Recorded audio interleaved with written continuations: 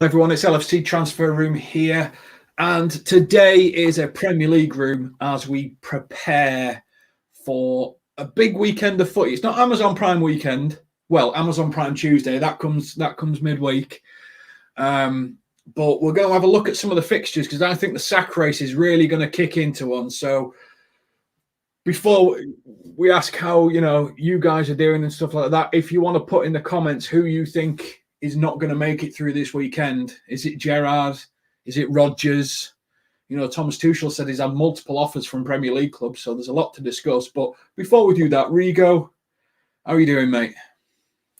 Doing well. Looking to wrap up this work week and looking forward to this afternoon's matchup, obviously, between Brentford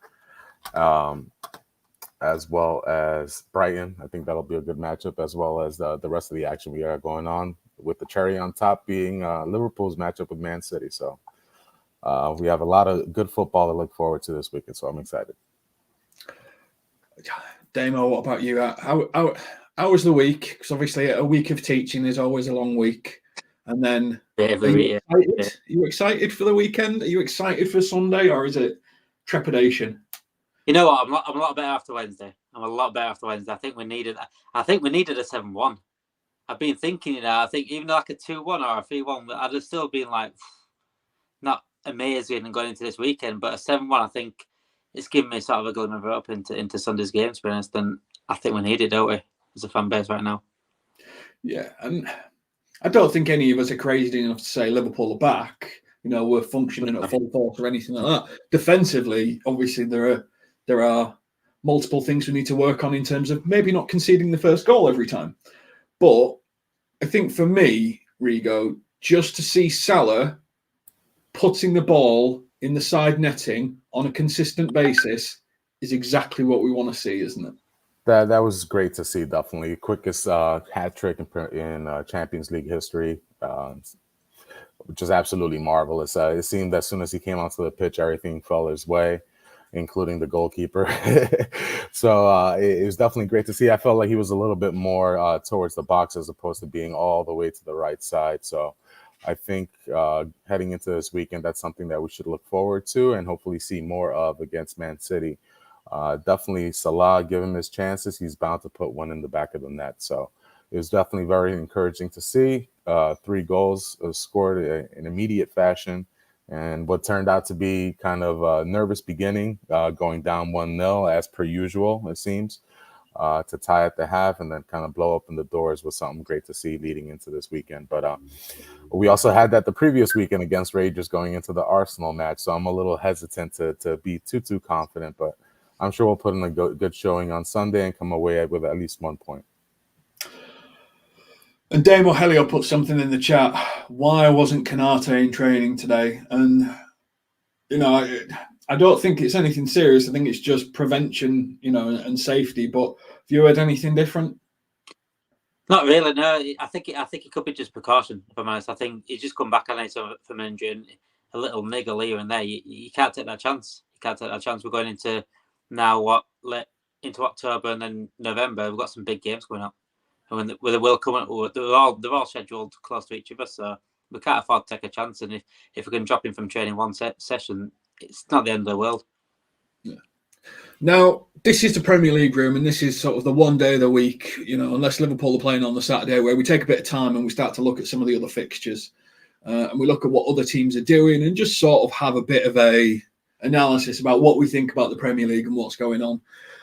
Now, as I mentioned at the start of the stream, I think that someone's not going to make it out this weekend. I think there's a couple of managers that are under some real pressure, and one of which is definitely Brendan Rodgers. The other is Steven Gerrard, because things just don't seem to be clicking for him at the moment. Now, Leicester at home against Palace at 12:30, and Villa are at home against Chelsea, the new Graham Potter, who's the trendiest manager in the world right now. Who do you think's going to make it? Who do you think's not going to make it? Do you think they'll both make it through, or do you think they both could be out, Rigo? Highly dependent on the results. I think the closest one to actually getting the boot, unfortunately, is Steven Gerrard, just because of the expectations placed on Aston Villa since he's come onto the job and all the transfer moves that they've made to supplement their existing squad. I think he's under the most pressure. I know a lot of the Villa fans aren't particularly impressed with their display as well as their record leading from the tail end of last year all through this campaign as well. They look a little boring on the attacking side of the ball, not providing too much danger. So that's also playing a factor into how they see Gerrard's performance. So unfortunately, I feel like he's the closest one. Also considering the financial situation that Leicester are under and their obligation to pay out Rodgers if they were to fire him and also bring in a new manager. I think he's probably a little bit safer just because, all the injuries they've had, what they owe to pay him still. And, so probably Gerrard for me would be the hottest one on the collar right now. I guess there is a third name that we've not really thrown around, which is good old Ralph Hasenhüttl. And they're playing West Ham on Sunday. Could that be the surprise one, Damo, or do you think it's someone else? No, not really. I think it is between the two that you start with. I think Rodgers and Gerrard. The Rodgers one is a funny one, really, because I'm surprised it's lasted this long. The way Leicester have gone and the way they've started is wow. I mean, you think Rodgers has taken as far as he can. I think with Leicester. And it's not on him. It's really not on him. I think we've got the same circumstance with the board, not really backing him in the window. And he's come out and publicly said, though, hasn't he? That he actually thrown him into a bus, like, it's not me. And I'm surprised that didn't, flick the switch of see you later. But yeah, I would personally go with Rodgers first before Gerrard, just because I think it's gone on too long. I think it is. I'm surprised that it's gone on this long, so I think it's only a matter of time. I think it's overflowing now. Now, Jen, as always, thank you. We always appreciate your support to the channel. It is muchas appreciatus. And make a little Harry Potter reference, with the sad news that Hagrid and Cracker, he's unfortunately passed away. So, I was trying to link it all together there. I thought that was semi-seamless. But I'm going to go back. Let's get back. Robbie Coltrane, isn't it? That was the name. It just fell out of my head then. I want to have a bit of a look. The Fulham-Bournemouth match is an interesting match because they're like 9th and 10th, aren't they, in the Premier League table? They both looked 8th and 9th, sorry. They both look to be really well away from relegation zone, which probably means an established Premier League team's going down. No one would have thought it from this Bournemouth team, would they, Rigo? For some reason, they managed to get the stuff together after they got rid of Scott Parker and just seem to be back together as a unit, don't they? Definitely. Since that humiliation at the hands of Liverpool and the consequently firing Scott Parker, they seem to turn it around. I believe they won. I'm trying to look here, like three of their last 4 matches. So they're up to 8th place now. They're actually over Liverpool on the table by 2 points, 12 to our 10. So that's quite surprising. It's definitely an intriguing matchup coming up between those two teams, just for the simple fact that, Fulham, from their hot start, they seem to be tapering off, and Bournemouth, on the other hand, from their cold beginning, are heating up right now. So let's see what the results lie from them. Mitrovic, I believe, is still dealing with a niggle for Fulham, so they're definitely down tools as far as in the striking department. But I think it'll definitely be a good barometer to see which way these teams will end up falling out in the Premier League standings, whether they'll keep rising or keep falling for each respectively. So what do you think on that prediction? For that, I'll probably go 2-2. Actually, I see a draw coming out between those two teams. They're good enough to score and also good enough, bad enough to concede. So I can see an actual draw coming up for them tomorrow.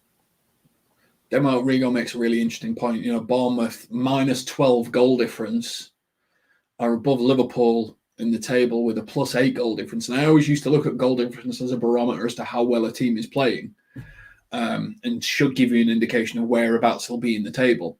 Man United have a -2 goal difference. And Newcastle have a +8, which is, so Liverpool are around about that sort of 5th, 6th, if things just shake out a little bit differently in my mind. How are Bournemouth doing it? Because they're not They've not got a big Mitrovic up front. They're not playing all these different ways and stuff like that. It's an interesting approach that they're taking. It's a very team, slow build up, move it through the thirds type approach, and it's quite interesting to watch that be successful in the Premier League. It's quite simple, isn't it? I think it is a quite simple construction what they've got going on there. I think, like you said, it's a team effort rather than basing it on one player. Like Fulham will try to get everything to Mitrovic, whilst Bournemouth, they're all pushing together and they're all trying to get it up slowly. Like you said, it's a slow process. They're boring to watch, but it works. So they're getting the results. That's what matters. It's a results business, and that's what they're getting. They're not amazing, and then I honestly think it's going to start dropping off again. I think they'll end up going down anyway. But they're doing what needs to be done right now, and that's getting the stability and getting the results, and that's exactly what they need. It's going to be an interesting game tomorrow, though. It is with no Mitrovic and Fulham. Now, one of the games that intrigues me just an odd bit is because Wolves versus Nottingham Forest. Now, Nottingham Forest got to start picking up some results if they're going to get out of this sort of mire that they've got themselves in, and obviously Wolves find themselves down there as well. So you could almost say it's like a relegation 6-pointer if you want to be really sort of cliche about it, which is way too early in the season to throw that type of thing out there. Wolves have been linked with bringing back Nuno Espirito Santos, which just I would find flabbergasting. But it just goes to show you loan out a leader like Connor Cody, Everton are 12th, Wolves are in the relegation zone, Rigo. Who's going to win this battle of the bottom? Honestly, it's real toss-up right now. Neither teams are playing well. Wolves can't seem to score at all. The signing that they brought in to kind of supplement Raul Jimenez got injured himself, and now they have to rely on Diego Costa, of all people, to come back and try and put the ball in the back of the net for them. And not to mention their ongoing manager search, after being turned down from Julian Lopetegui, after supposedly he made additional demands, the contract talk kind of fell out. It's really sad to see. Unfortunately, I think the Wolves have a lot of talent on the ball, and they should be higher in the standings. Obviously, we've taken a look at, from a Liverpool perspective, at some of their midfielders that we find a little intriguing, from Mateus Nunes to obviously their leader in the midfield and Ruben Neves. So it's a little surprising to see them that down in the table. And as you mentioned, Nottingham Forest need to start picking up points in quick step, because Steve Cooper, actually, we didn't even mention him. He's probably the next one to go from the other three that we mentioned if they don't start picking up points. As far as historical is concerned, Wolves seem to have the favorable history behind them in this matchup, but can't really go off that, this year. Both teams aren't producing at all, so actually go for a 0-0. I don't know about you guys. I've got a gut feeling for Nottingham Forest for some reason. I think they're starting to get it put together. I think they've got some really interesting players. As much as I think Wolves are a stronger team, they just don't seem together at the moment. And it just goes to show what that's doing. What about you, Demo? Who do you think is going to drag themselves out the bottom? Or do you think, like Rigo, draw and both, still stuck there? I'd be interested to see Wolves with like an attacking coach, an attacking manager, because the players they've got are ridiculous. And they seem to be not wasted, but they're not getting the best out of them. Look, Podence, Neto, we've got Jota from there, Jimenez, they've got some good forwards, and they've got Martino and Neves in midfield. That's a good forward line. That really is. It's definitely. You're talking top half, top 8 forward line there, and we're never seeing it really working properly because it's always a defensive coach. They've always playing 3-5 at the back, and that's why they're not scoring much. You look at Wolves and you're thinking those players are not scoring any goals. What's going on? You've got some brilliant goal scorers there. Regarding Forest, I think they've thrown a lot of money at there. They've thrown a lot of money at that and just think it's going to work. It's basically Aldi version of Man United. I think that's what's happened there. It's what happens when you pick a team in the Championship, in Champ Manager or Football Manager, get them promoted, get a load of money in the club, and then just buy everyone that you possibly can. And get rid of everyone else that got you promoted. Yeah. Exactly, yeah. And it just doesn't work. The moral's just down. No. Especially these days, like Football Manager these days, it's quite realistic in terms like the moral and things like that. So automatically the moral's like happy to, straight angry. And that's what's happening at Forest at the moment. Those players that got them promoted, they seem to be just pushed out. And they've got a new team that I don't even know what to be a Forest player. Forest are a big club, a very big club. I don't know if a lot of them people that play from now would remember that, but they're a huge club. And to come into Forest and with new players and not having already instilled that sort of belief in that club, players that have got that belief in that club and know that club, inside out, it's hard to really get them gelling because they're all new to it. They're all new. They're all looking for someone to look at and say, who was here last year? Who loves this club? There's no one there. They're all in the same boat, and it don't work. It really doesn't work. And some clubs don't spend in the transfer window and don't get enough in. Some clubs get too many, and that's what Forest are. Regarding tomorrow's game, I just think Will's got too much for him. I think Will's got too much class for him. With the likes of Podence and Neto, I think they'll get him up break. They're very, very exposed at the back of Forest, and they'll show tomorrow. I think what's really annoying, like, what is Jesse Lingard's getting? What I think it's $300,000 a week because there's no transfer fee and everything like that. When it all totals up, he's made 6 appearances in total. It's ridiculous. Ridiculous. He's gone for a retirement fund, hasn't he? And I think when you total up the minutes, it's around about 4 games, which is crazy. Now, I am just going to mention something Helior and Jen are having in the chat, which is around about no one's hearing anything about this Konate and who's available and who's not available. And Klopp was very coy in his press conference, as Helior said. And I think there's one thing that, we've got to bear in mind. Right now, the mind games have to start. Because if Pep knows everyone that's available, Pep can plan for it, start to use, Haaland in certain ways. They rested players ready for this game. The more they know, the better prepared they can be. So I pretty much think Klopp's not telling anyone anything in the whole point of, well, you're going to have to guess what we're doing. What do you think, Rigo? Do you think Klopp's playing games? Or do you think he's just trying to be honest? Unfortunately, with our history, I think Konate probably does have something going on. I don't think you'd keep him out of practice, especially since we would be counting on him to be starting for us with Trent out and as well as Matty being out. We're counting on Konate to start as well as Gomez on starting at right back. So I don't think we want him missing practice, especially considering the level of competition we have on Sunday. So unfortunately, I think something is going on with him. I hope it's something that he'll have time enough to recuperate and be available for Sunday. But the way things are looking, we might be seeing Nat Phillips make a surprise start again for us this coming Sunday. As far as others, hopefully, I know Alex Oxlade-Chamberlain returned to practice as well, and Curtis Jones also returned to practice. So perhaps we might see a little change there in the midfield. But if Konate's out, Phillips will be back in. I'm sure we'll probably roll with the same starting lineup that we did, plus Salah against the Rangers. Yeah, for me, there is not a chance Oxlade-Chamberlain makes it into the starting 11 this season. Maybe, and I know we talked about Curtis Jones a bit. Maybe he can make it. But what are you thinking about the Konate and the Klopp being coy on it and not saying, there's a knock and he may make it, he may not make it, just saying, I don't know anything, which obviously he knows everything. I think you're right in terms of, like, he ain't going to come out and say it, is he? He's not going to come out and say it. Like Rigo said, it's mind games. It's mind games because if he comes out and says it, then Pep knows that he's got Haaland against Konate, and that's what he doesn't want.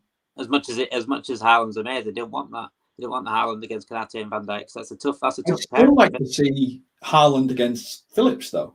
I think that'd be interesting at the same time because that's just a war. That would not be interesting, Jez. That would not be interesting. I know he'd destroy him. I'd be watching the back of my sofa more times than watching the TV screen. Put it that way. That game. There's no way. Look, I know he'd destroy him eventually, but he'd get stretchered off. He'd throw himself at Haaland. I know Halloween's coming up, James, but I can't be doing that horror show. Me. There's no way I'm watching that. I'll be watching behind myself, and I love horror films, but that's the worst one I'll be watching. You know, get your Halloween mask ready. Fucking that Phillips was playing. Frig's sake, I can't go with that. There's no way. My heart is going to be racing now, waiting for that fucking lineup on Sunday. If I see Phillips, that's it. I'm turning fucking off. I'll Milner at right back. Oh, no way. Milner right back. Not against Foden again. Not against Foden again. He's already got 2 arseholes to fucking after last time. He's going to have a third. It'd have to be Mavinga, wouldn't it, at right back? I don't know if he was in training or anything like that, but you just need that level of pace. And as much as he can't cross a ball, just don't let him. Oxlade-Chamberlain. Oh, get out. No way. He wouldn't even make 90 minutes. Right. Let's get back to some of the other Premier League games, because really Saturday looks a bit of a bust to me. You know, yeah, Spurs-Everton might be an interesting match, but that's probably going to be a walkover for Spurs. Really, it's Sunday that's got some really interesting games for me. Villa versus Chelsea, Leeds versus Arsenal, that team who we shall not name against Newcastle, Southampton, West Ham, and then obviously we close the show. Of those 3 games, let's ignore Southampton, West Ham, Rigo. Of those 3 games, which do you think's most likely to have an upset? Are we going with the team who shall not be named? No, right? Yeah. Well, is that an upset if they win? I would go for Newcastle winning, as far as potentially being an upset, but in reality, I wouldn't see it as such. The one upset I would like to see, and unfortunately they are down Luis Sinisterra due to a foolish red card last week, would be Leeds United going against Arsenal. That I think has the potential of being a really good matchup, and I could see Leeds at least, you know, holding them to a draw, if not potentially upsetting them outright. I like Leeds definitely. You know, being an American here, I definitely have a rooting interest in them. I like a lot of their players, especially Rodrigo coming back. I think he adds an element to them. If he continues on his hot streak from the beginning of the season. For those of us who play FPL, I know a few of you had him in your lineups there. I know he could provide some danger there. And Jack Harrison has been on it this entire campaign. Brendan Aronson, noted Liverpool fan, is doing well from his move from the Bundesliga over, actually, or from the Belgian league over. So I think it's an intriguing matchup, and one that I would like to see at least a tie or perhaps a win coming out from Leeds. That's the one I would have my eye on from those early matchups. How about you, Damo? You know what? I think all of them could be in potential upsets. They're very interesting games. I think Villa, a bit like Wolves, where they've got the firepower, they're just not doing anything about it. And they're very, very suspicious at the back as well, with like Mings and Chelsea are not pulling up trees at the moment. Chelsea not pulling up trees. They've done all right in the Champions League, but in the league they've been scrounging wins. And James is out, isn't he? Yeah. That's their main attacking. You know, like when Ashley Cole played for England, they used to run the ball constantly. That was what Reece James was doing. Now they've lost their main thing, and when that happened to them last time, they fell apart. It hurt them, yeah. It hurt them big time. They couldn't get any crosses in, and that, you know, that's a key part of attacking, especially these days. Everyone loves the crosser these days. But in the other games, like I said, I think all of them could be potential banana skins and potential upsets, because Leeds at home are not an easy place to go. Ellen Road rocking on a Sunday it rocks. It really does rock as Ellen Road. It's a hostile place to go for an away team. But I do think Arteta's got this team going now. So if I were going to choose a game where they ain't going to be an upset, I think it would be that one, just because Arteta's got this. He's got them going. I think he's got them going, but I think this is where I'm with Rigo a little bit on Leeds, because Leeds have energy, like unbridled energy. And as we know, the Thursday, Sunday does have a bit of a drag on teams. So I think the fact Leeds have had an entire week to get their energy reserves up, I think they could hit Arsenal quite hard. It's going to be a good game. It's going to be a good game. Definitely a good game. Leeds at home is else. But the other week against Aston Villa, they were a bit terrible. I know they got a red card in the end, but they're very wasteful. Very wasteful. And they got battered in the end. I know they were down 10 men, but Aston Villa should have won. and that that's Leeds being at home, so that's what sort of puts me off Leeds in terms of getting the win, because Arsenal, like I said, Arsenal are the real deal at the moment, and Arteta deserves a lot of praise for that. Regarding the other lot, it's funny really, because I ain't seen Man United fans for 2 years, and all of a sudden, like Santa coming every year, they're coming round. They're coming round out of the closet. I can't believe they come out again. Honestly, Phillips doesn't take this long coming out. My brother-in-law's a United fan, Damon, and for the last 2 years, he's been saying is football's not the same anymore. It's just everyone just throws themselves not the same and stuff like And that. all of a sudden, football's back now. Yeah. Now suddenly at the pub every game, it's like, oh, it's unbelievable. Ten Hag. I just can't wait till it all falls apart. Really. You saw a couple step overs from Anthony, and suddenly football's back.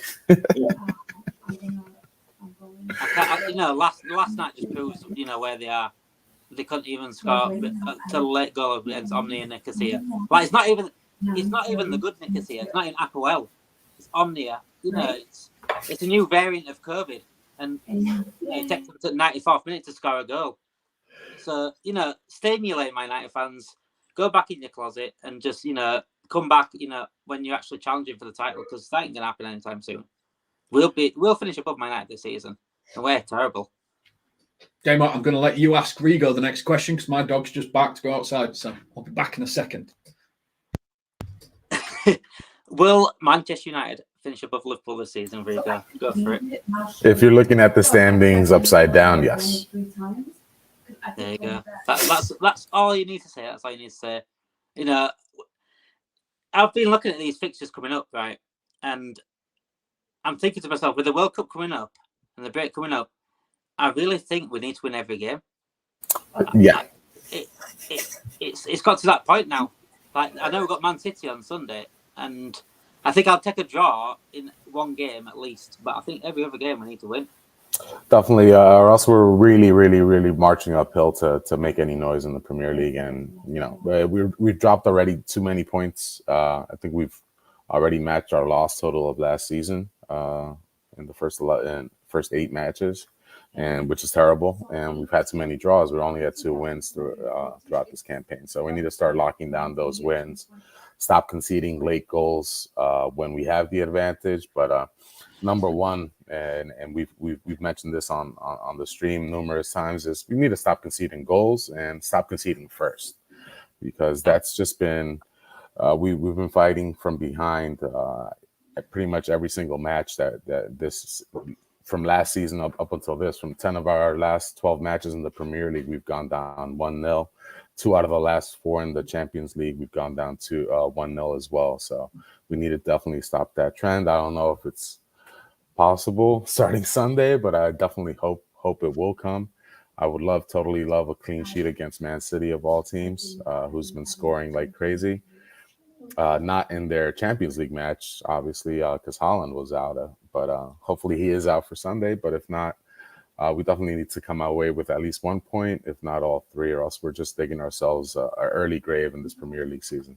It couldn't be a better game, though, to really turn our season around, could it, really? Let's be honest.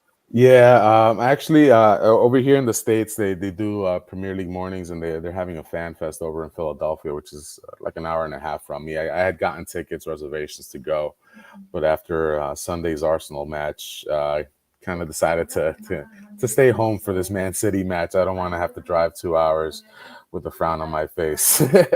So I'm just going to stay home and hopefully watch a win with you guys. I think for me, if we're moving on to the Liverpool Man City, what people are forgetting is we played Haaland already. We played against him and he didn't score. And I don't know who was playing alongside. Was it Gomez and Van Dijk? I think it was Konate. Was Konate not injured? No, he was available for that, then got injured in the last preseason match that we did. The day after, I think it was. So we beat them and he's not scored. And we've been off form. You know what? That game on Wednesday is really giving me some sort of hope, because of he needs to play that formation now, and he's getting something out of Núñez finally. You know, at least he's playing him. That's the thing, and he needs to play Bobby behind him, and he needs to play Bobby behind him. Jota and Salah on wings, and I don't want to see Henderson. I do not want to see Henderson on Sunday. I'm sorry, I don't want to see him. I need to see Thiago Fab. I need to see Thiago Fab on Sunday. Nothing else. This is the thing. Henderson has started every single game since the formation's changed. Now, I agree with you. I think it's a Fab and Thiago partnership because I think it needs defensive stability. And Henderson is the worst defender of the three, statistically. Like he is Thiago, yeah.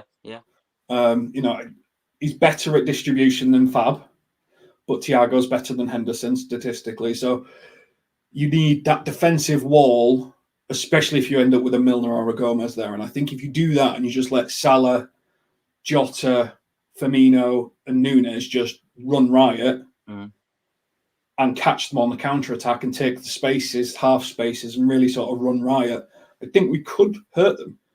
You know, this is a team that are going to just come at us and leave gaps. So let them leave gaps. Cancelo can't attack with Salah behind him. Not now he's scoring again. Not a chance. That was special. Salah coming on doing that. That was special. That was the Salah of the old, wasn't it? We've been waiting for that all season. I know his stats are still up this season, but he's been terrible this season. I had a debate with a Salah fan the other day about him being terrible this season, and he's saying he isn't because his stats are up. I said it's not all about stats though. Use your eyes. He has been terrible this season, and the other night we saw the old Salah, and that's what we need to see on Sunday. Well, yeah, 2 Premier League, hasn't he? There you go. He's only got 2 Premier League, Salah. That's not Salah. No, not at all. And again, what we saw on Wednesday was him running at defenders, running at the box, and putting people on skates. And unfortunately, we haven't seen that in the Premier League just because he's been playing off to the right way too much. We're looking at him to be a distributor when instead we should look at him as pretty much our primary goal scorer in conjunction with Núñez at this point. And we haven't seen that, unfortunately. So hopefully the cameo appearance in which he netted 3 goals on Wednesday kind of, gets Klopp into that mind frame. We need this guy attacking and going at the Man City defense. And, especially, they have a couple of defenders down. Kyle Walker isn't going to play. So a couple of guys shifting around on defense for them. So hopefully, we can do some damage and put Salah in the best position possible. He was the Premier League joint top scorer last season, and we need to put him in a position to achieve that again, even though Haaland definitely has a way bigger a head start than Salah. But he needs to be in attacking positions where passing is more secondary as opposed to the first option that he has in the next move that he's going to make when he gets the ball at his feet.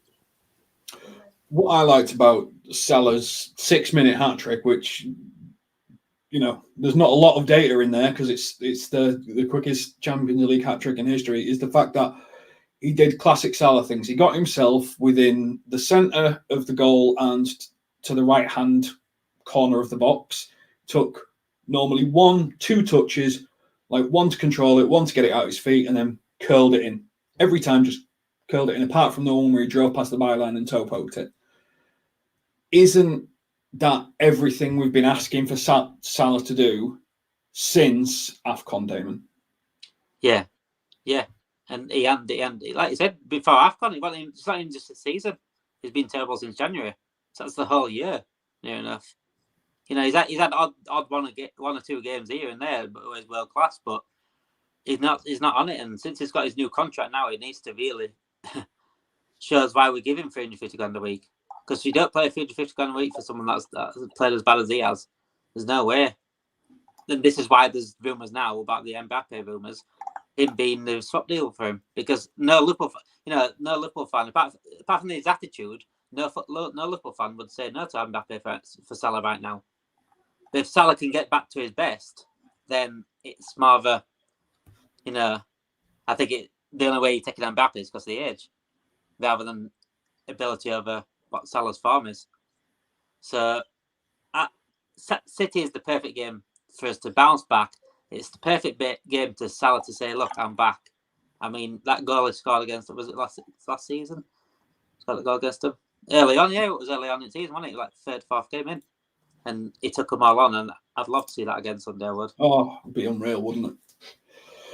Helio saying, I hope Robertson is fit enough to start for Liverpool. I think he's a bit better than Costas. Costas has been in his best period, but honestly, very few have. And I think I was on the post-reaction stream to Rangers, and when Robertson came on, he looked like Andy Robertson again. I think coming towards the end of last season, Rigo, Robertson he looked way off it.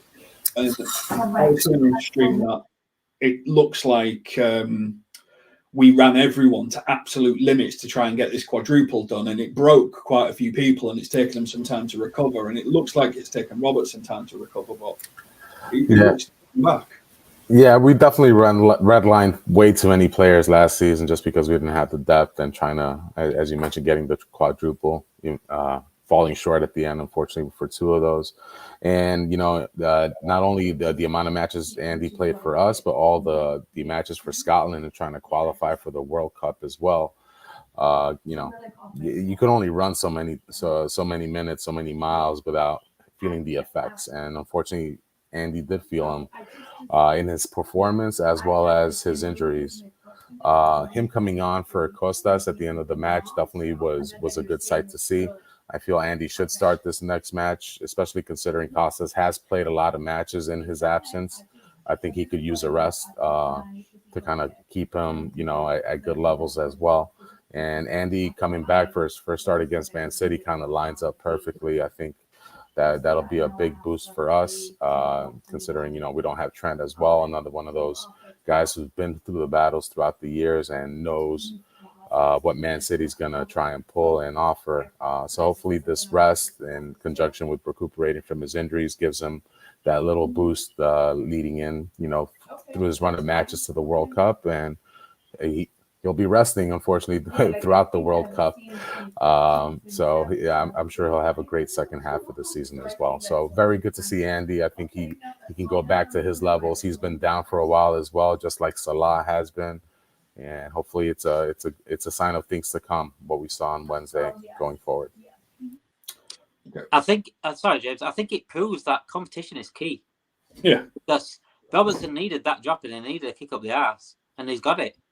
And, that's why we might see the best of him coming back now. And this is why, when it comes to transfer window, we need to bring in competition for these players. It's not going to be playing on the bench. It's competition. They're pushing these players they're pushing these players for places. And that's exactly what they need. That's exactly what the midfielders need. That's exactly what Salah needs every now and then. Salah hasn't got it. He's got no one behind him. And this is why he's getting away with performances. Terrible. I think this Trent injury has come at the right time for him. So I couldn't see him being dropped by Klopp, and he needs it. It needs a wake-up call quickly. And I think that injury coming now gives him time to have that time off and reflect a little bit and sort himself out. I mean, we could talk about this probably all for another hour, and we're not going to, but I agree. But I think Harvey Elliott playing in Salah's position and playing probably one of his best games in terms of impact and defence actually shows Harvey Elliott is a tangible challenge for Salah for some games, because he had a really positive impact both offensively and defensively, and I think he's more naturally suited to that than a central midfielder role where defensively he doesn't have the discipline. He's an attacker, isn't he? He's an attacker. Yeah. That's why number 10 would suit him, because as an attacker he didn't want to think about defending. Like, you're right. Completely right. Well, this has been LFC Transfer Room. This has been the Premier League Room. We've previewed a few games. There's a few games for you to look forward to. We don't think a manager's going to come out of this weekend alive. We think someone's going to get hit, whether it be Stevie, Ralph, or probably Brendan Rodgers is circling the drain. One bad result for any of these three could see them getting the kick. Make sure that you like and subscribe to the channel if you haven't already. This has been LFC Transfer Room. Thank you very much, Rigo and Damo, and I will catch you on the next one. And if you'd have broke your screen then, Rigo, that would have been hilarious. Just dropping the ball. Right. Later.